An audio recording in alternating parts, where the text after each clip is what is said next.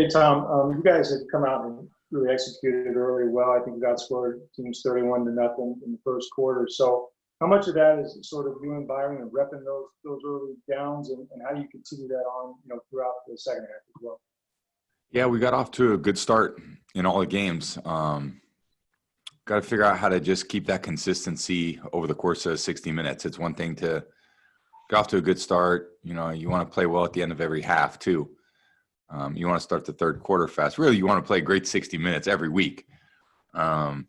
So it's a pretty small sample size still.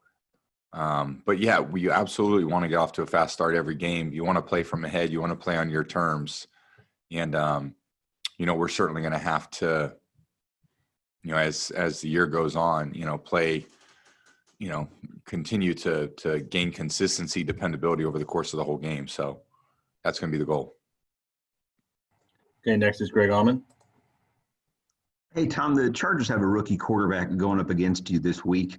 I know it's been a while, but I want to ask you what you remember when you were a first-year starter, what it was like. I think 2 of your first 3 wins were against Peyton Manning as a starter. Just want to ask you what the mentality was like for you when you were a young quarterback, not getting caught up in who you were lining up against. Yeah, it feels like a continuation of college, I think, for a lot of the younger players, because they're getting in the league and the game probably has morphed a little bit into what the college game, kind of has been. So, some younger quarterbacks can play and kind of do some of the things that they did in college, which makes the transition a little bit easier.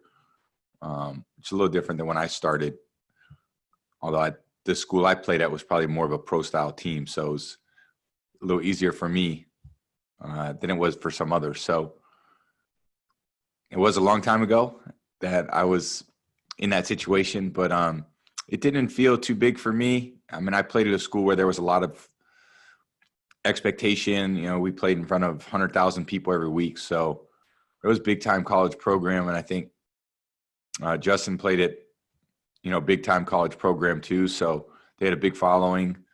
Now you come in, you actually probably doesn't feel, there's not a lot of media attention. There's not, you don't see it on a daily basis. Training camp, there wasn't a lot of people. There's no one at the game. So it kind of feels a little different. So, unique situation for all of us, and certainly for him playing this year, but he's done a great job in the times he's been in there. And we're going to have to play good, to beat this team. All right, next is going to be Jenna Lane. Hey, Tom, you were a free agent this spring, and one of the teams that reportedly had a lot of interest in you was this team that you're going to be playing this week with the Chargers. How strongly were you considering them, and do you ever allow yourself to kind of wonder what if? No, I love the fact where I chose to play, and I loved playing with our coaches, playing with the players we have on this team. So I made a great decision, and I love what we have going here. We got a lot of work we're putting into it. We didn't have the benefit of the off-season program or training camp, so we're going to continue to be kind of a work in progress and try to get better every week, every day. Every meeting, every walkthrough, every time we could talk about football and, figure out how to, put all the pieces together, which we're working on a daily basis. So it's a great organization. I've loved every minute that I've been here. And it's been other than losing a game against the Saints, we've had a lot of great days. All right, next is going to be Scott Reynolds. Hi, Tom. A few weeks ago, Bruce revealed that Tom Moore suggested a flea flicker during Carolina. What's it been like working with Tom Moore and collaborating with him and his wealth of knowledge so far?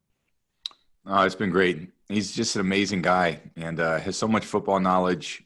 And I competed against him for quite a while in the teams that he was on and coached for. So he's just he sits in all our meetings, talk a lot of football. It's great having him around. And, he sees football in a very unique way. And I think everyone always appreciates the insights he brings. All right, next is Ed Encina.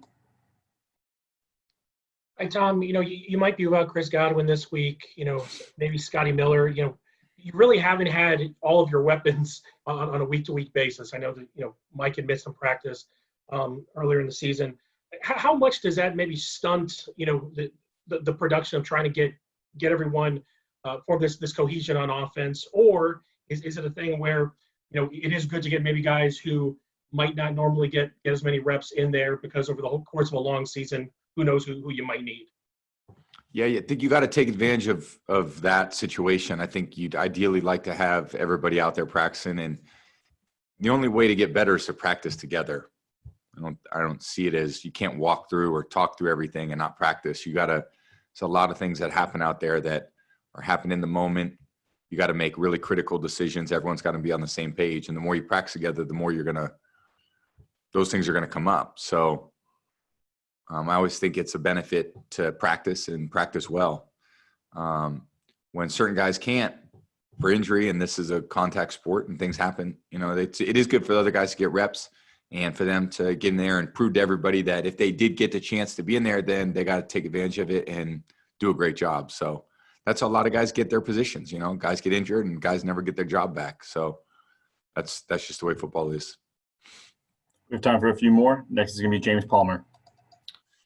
Tom, you've always been a guy your whole career, after you get a win, you're already moving on to the next one. But with the lack of offseason you guys kind of had, is it expedite, I guess? Do you go as soon as you walk off that podium that you're already starting to write things down, think about what you want to do in terms of getting prepared for the next week? What are those first couple of hours and days like in terms of moving forward? Yeah, I like to move on pretty quick for sure. I think you're not yes, you're thinking about the wins and the losses, but you're also thinking about improvement and how I felt and what we need to do better and what I can do better and how I need to communicate better. And, the win is the win or the loss is the loss. You probably think about the loss more than you think about the win. The win's probably more of a relief than a joyful feeling. You feel like, okay, glad we won. Let's start making improvements. So I get after it pretty quick, and my mind's on pretty quick, and I kind of know how I did as soon as I did it. So even watching the film, I don't know. I feel like I pretty much 2 hours after the game, I'll watch the film, and on the flight home, I'll watch the game and watch it a few times, and then move on from there.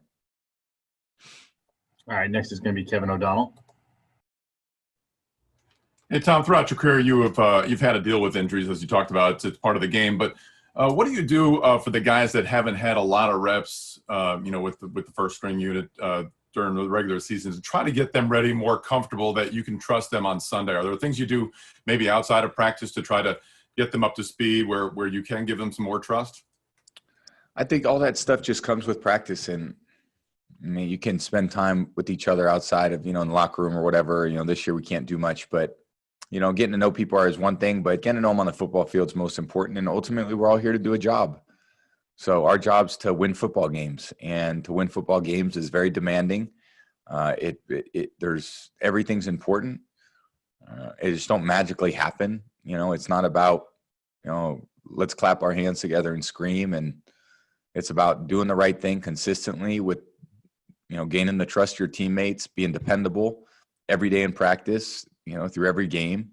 And the more people that are doing that, the better you're going to be. And the less people that do it, the less good you're going to be.